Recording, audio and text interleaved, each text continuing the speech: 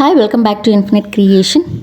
முள்ளங்கி கீரை பொரியல் கசப்பு இல்லாமல் எப்படி செய்கிறது வாங்க பார்க்கலாம். ஆக்சுவலாக முள்ளங்கி கீரையில் லைட்டாக ஒரு கசப்பு இருக்கும். அந்த கசப்பு தெரியாமல் எப்படி கீரை பொரியல் வைக்கிறது, நார்மலாக மற்ற கீரைகள் மாதிரி எப்படி இந்த முள்ளங்கி கீரையை பொரியல் செய்கிறது வாங்க பார்க்கலாம். நான் ஃப்ரெஷ்ஷான முள்ளங்கி கீரைகள் என்னோடய மாடி தோட்டத்துலேருந்து எடுக்கிறேன். முள்ளங்கி வளர்க்குறவங்களுக்கு முள்ளங்கி கீரை ஈஸியாக கிடைக்கும். சில கடைகளில் முள்ளங்கி கீரையோடே கிடைக்கிது. ஓகே, இப்போ நம்ம அதை தயார் செஞ்சிடலாம். முதல்ல சிறுபைத்தம் பருப்பு 1/4 கப் எடுத்திருக்கேன். இதை நல்லா வாஷ் பண்ணிவிட்டு வேக விட்டுருங்க. தேவைக்கு மஞ்சள், உப்பு சேர்த்து முங்குற அளவுக்கு தண்ணி சேர்த்துட்டு வேக விட்டுலாம். இந்த பருப்பு அதிகமாக வேகக்கூடாது, அதாவது குழ குழன்னு ஆகக்கூடாது, உதிரியாக இருக்கணும். ஒரு 2 இல்லைன்னா 3 நிமிஷம் நீங்கள் வேக விட்டால் போதும். இந்த மாதிரி உதிரியாக இருக்கணும். இந்த பருவத்தில் நீங்கள் ஸ்டவ் ஆஃப் பண்ணிவிட்டு இதை வடிகட்டி எடுத்து வச்சுக்கலாம். முள்ளங்கி கீரைகளை நல்லா வாஷ் பண்ணி எடுத்தாச்சு. இதில் கொஞ்சம் முத்தலாக இருக்கக்கூடிய அந்த தண்டுகளை நம்ம ஒடிச்சு எடுத்துடலாம். இந்த பகுதிகள் கொஞ்சம் கசக்கும். இந்த தண்டுகளை ஒடிச்சதுக்கப்புறம் முடிஞ்ச வரைக்கும் சின்ன சைஸில் இதை கட் பண்ணி எடுத்துக்கலாம். முள்ளங்கி கீரை எடுக்கும்போதே கொஞ்சம் முதிர்ச்சியான இலைகளை நீங்கள் தவிர்த்துடலாம்.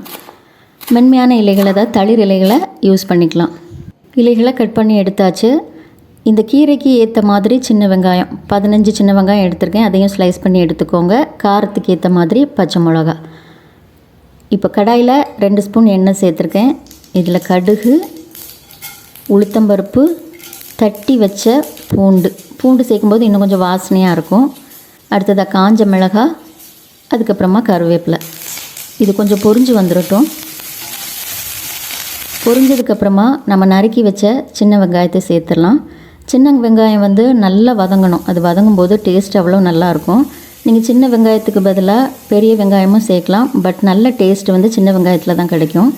இப்போ பச்சை மிளகாவையும் சேர்த்தாச்சு. இது ரெண்டுமே நல்லா வதங்கி வரணும்.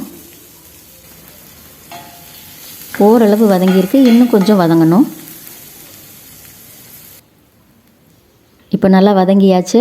கீரையை நான் இந்த ஸ்டேஜில் சேர்க்குறேன். கீரை டக்குன்னு வதங்கிடும். 2 இல்லைன்னா 3 நிமிஷத்தில் நல்லா வெந்துடும். கீரை பொடியாக நறுக்கும்போது நமக்கு வதக்கிறதுக்கும் ஈஸியாக இருக்கும். அதோட சீக்கிரம் வெந்துடும்.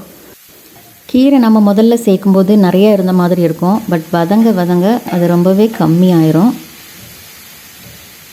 இது இப்போ மூடி போட்டு வேக விட்டுடலாம். மூடி போட்டதுக்கப்புறமா ஸ்டவ்வை லோ ஃப்ளேமில் வச்சுக்கோங்க. இடையிடையே கிளறி விட்டுக்கோங்க.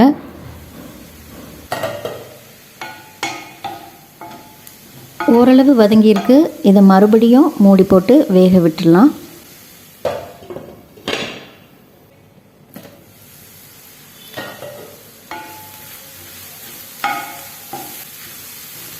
கீரை ஆல்மோஸ்ட் வதங்கியாச்சு.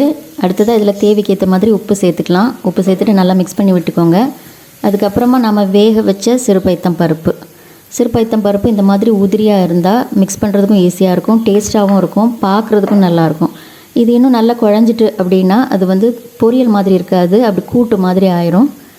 இப்போ தேவைக்கு ஏற்ற மாதிரி துருவின தேங்காய் சேர்த்துக்கோங்க. இதை இப்போ நல்லா மிக்ஸ் பண்ணி விட்டுடலாம். பார்க்குறதுக்கே அழகாக இருக்குது. பச்சை, மஞ்சள், வெள்ளை கலர்ஃபுல்லாக இருக்குது. பருப்பு ஏற்கனவே நம்ம வேக வச்சு தான் சேர்த்துருக்கோம். அதனால் அதிக நேரம் வதக்கணும்னு அவசியம் இல்லை. ஹெல்த்தியான முள்ளங்கி கீரை பொரியல் அருமையாக தயாராகிடுச்சு. இது ரொம்பவே டேஸ்ட்டாக இருக்கும். இந்த மெத்தடில் நீங்கள் செஞ்சு பாருங்கள். துளி கூட கசப்பு இருக்காது. நீங்களும் ட்ரை பண்ணி பாருங்கள்.